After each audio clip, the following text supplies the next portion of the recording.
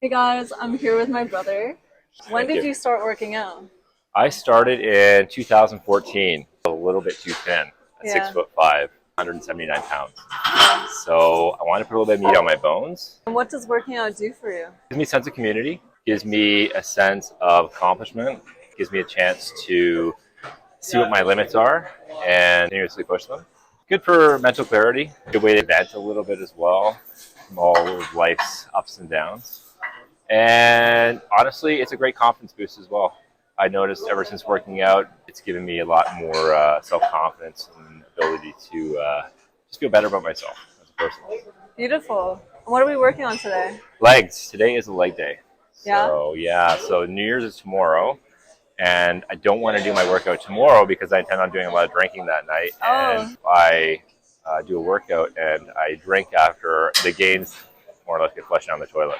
So today is my last workout day of 2023. So okay. And tell us about some of the races you've done. races. So I'm not solely a strength athlete. I'm also an endurance athlete as well. I ran marathons before in the past. I'm a big cyclist. I currently live out in British Columbia. And the biggest race that I did out there was the Whistler Grand Fondo. So that was a race from Vancouver to Whistler. It was a 122-kilometer bike race that took me just under 5 hours to do. And I was training for about a year doing Whoa. that.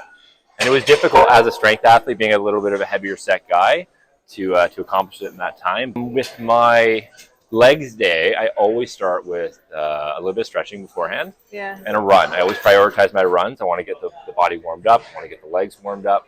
And then I usually jump into squats. Unless I'm injured. If I'm injured, sometimes I'll use the machines just to kind of give me a little bit more control over my mobility. But when I'm in tip-top shape like I'm feeling today, I go to my squats. It's been a foundational exercise for me, and it's really given me a lot of size. So cardio and stretching before weights. Cardio, stretching before weights, always. Yeah. Yeah, always. Okay, So, beautiful. so I've already stretched, and I've done a couple warm-up sets. This is another one of my warm-up sets. We're going to jump right into it.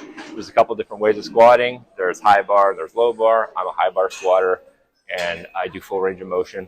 I'm one of those folks that have the ability to go all the way down. Some people don't have that mobility. I kind of worked up to that over time. And I think it's something that everyone should have a goal of, is increasing their mobility, especially when squatting. Chisel up that Lambo.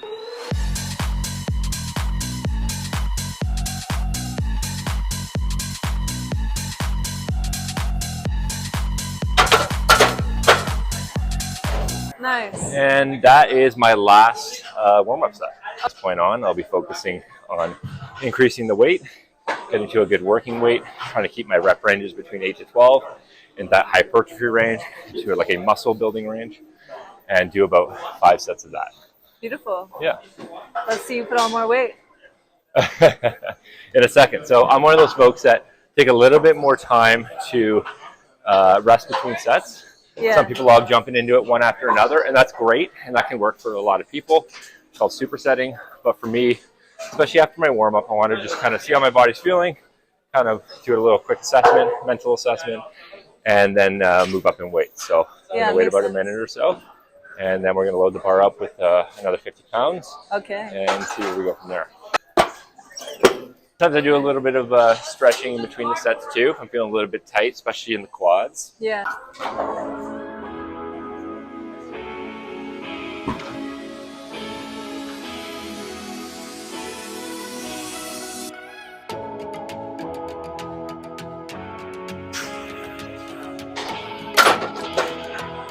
All right, it's 10 reps Yeah. in the sweet spot where I like to be, and I'm feeling pretty good. Back into another period of rest. We live? Today we're working on lunges next. This is one of my favorite exercises because I got pretty strong glutes, and I love the burn. Okay. My typical go-to is walking lunges. Yeah. So I usually do a set of about 10 to 16.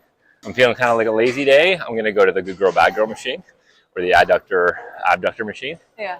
And that's kind of like a quick and dirty way of hitting your glutes without having to have a big long setup like this. Right. But I'm feeling good today. Got some energy, so I'm gonna give it a good old whirl on the walking lunges, and we're gonna do, hopefully, if we can make it, 8 there and 8 back.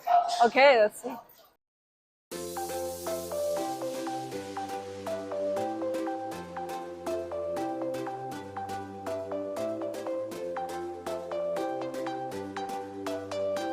If the weight's feeling a little bit light, what I tend to do is I slow the movement down, focus on the contraction, focus on the squeeze. Yeah. That's a good way to kind of make the exercise a little bit more harder in lieu of heavier weight. Yeah. No pro tip. So Yeah. time under tension. Yeah, time under tension, focus on the squeeze, focus on the movement, and don't try to rush through it. That's what we're doing right now with these 50s. Nice. But as you can tell, I'm out of breath. I find lunges to be quite exhausting. They are. They are, yeah. So I'm going to need a little bit more rest period between these sets than I do my squatting. Right. And I'm trying to provide a little commentary too, so it's got to give me a little bit of time to catch my breath here. Okay. Yeah.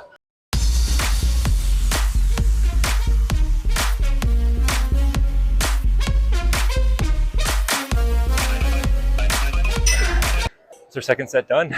We're aiming for about 4 or 5. Let's see how we do. That's a lot. Yeah. So we're hitting calves now? Calves now. So on my leg days, I like to hit my quads, my calves, my glutes, and my hamstrings. Yeah. And now onto calves. I don't usually use this machine, but with calves, as long as you hit the resistance somehow and you feel the burn, you're going to be okay. Look at those calves. It's a cycling. Cycling tends to kind of cut them up pretty good. So initially I started out as a strength athlete and never really focused too much on cardio. And I got up to 270 pounds. So I was kind of like a powerlifter build. Bigger, musclier, chunkier, kind of fatty. I suffered an injury that wouldn't allow me to lift a lot of weight. So I was kind of forced to lose some weight, forced to lose a bit of strength. And in that, I took up running and cycling. And I found a lot of joy come from that. Yeah. So I transitioned more to like a hybrid athlete, like a strength athlete and an endurance athlete. That's where I'm settled now.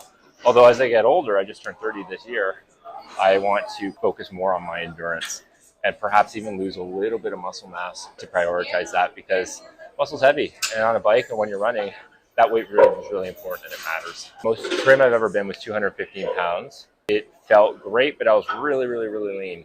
And with that leanness, the body tends to kind of go into emergency mode. And I was having trouble sleeping, eating. I was getting very moody. So I bumped back up to a healthy 230, which is where I'm at now. And I'm realizing that I'm going to have to lose a little bit of muscle. You want to lose muscle? Yeah, so in order for me to be kind of competitive in my age, I'm going to have to lose a bit of weight. I don't have a lot of body fat on me right now. So in order for me to lose that weight, I'm going to have to lose a little bit of muscle, especially in the upper body area, in order to decrease that body weight. I've been lifting now for 9 years. I've found that my passion truly lies on the endurance side of fitness, and that's in the running and in the cycling. And I think it's important as an athlete to really focus on what gets you fired up and what gets you going, and just follow that spirit. Try not to think about too much what other people want or what other people think, but focus on what really drives you and what gets you up in the morning, and try to be your best self in those settings. Yeah. And for me, cyclists aren't traditionally built like me, right? They're not really big, muscular up top. They don't have big chest or big arms. They're a little bit thinner up there, and they probably have some pretty built legs and built glutes. And that's more of the body structure and the body style that I need in order to be competitive in the sector of fitness that I really get fired up over. Yeah, because the upper body is kind of like, if it's too big, you're carrying like dead weight on the bike. Exactly what's going on. And oftentimes I feel that with when I was riding my race, the Whistler Fondo, I was looking to my left and my right, and nobody was really looking like me. And I was thinking to myself, my goodness, like, what if I lost 30 pounds or like 20 pounds?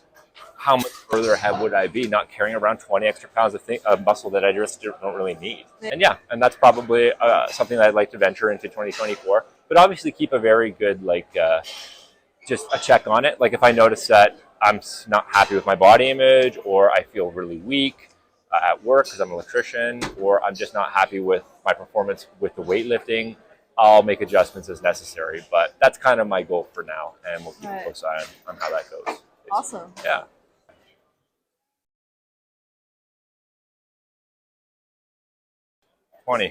So we are now at our final movement for our lower body. That's going to be our hamstring curls. Try to go for those 4 or 5 sets. So we're going to jump right into it.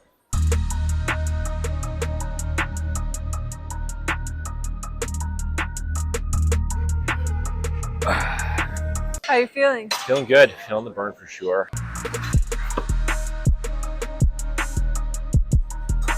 Looking at that snack bar, I'm like, oh boy. Oh shit. Never seen someone eat so much in my life. How many calories a day do you eat? Oh boy. So when I was 270, I was eating upwards of 5,500 calories a day. in order to gain mass and gain size. And that was when I was just chasing strength as a powerlifter. And now I don't really calorie count anymore. But if I had to estimate, I'd probably eat just shy of 3,000 calories a day. I always just eat 4 or 5 smaller meals throughout the day. Keeps everything kind of light and airy down there and allows me to stay mobile and active without having to worry about being over encumbered with a big belly full of food. When I did my cut down from 270 to 215, it took a total of around 5 months. So I lost a whole bunch of weight in about 5 months. And I followed 3 golden rules to do that. Never eat a big meal before you go to bed. Fasted cardio is prioritized before any weightlifting. So you're doing fasted cardio, and your cardio sessions need to be lengthy. Kind of doing kind of lower state cardio, kind of jumping into that fat burning zone for extended periods of time. You never ever overeat. That was the 3rd rule. And if I could, throughout the day, I'd push my meals back. My lunches, if I traditionally had them at 12, I would wait till around 1 or 2 to kind of give my body a little bit of a fasting zone. So I followed those steps and I was able to lose the weight while still maintaining quite a good deal of muscle mass. And I was super, super happy with the results. That's pretty much it. Generally speaking, I'd like to do some ab work to finish out my workouts, but I did a lot of ab work yesterday and my abs are totally saying back off. So we're gonna listen to them and just do a little cool down stretch to taper us off at the end of today's session. Beautiful. Well, thanks so much for coming in. Thank you for filming me and having me. I appreciate it. I had a lot of fun and I would do it again. Yeah. Take care, guys. See you.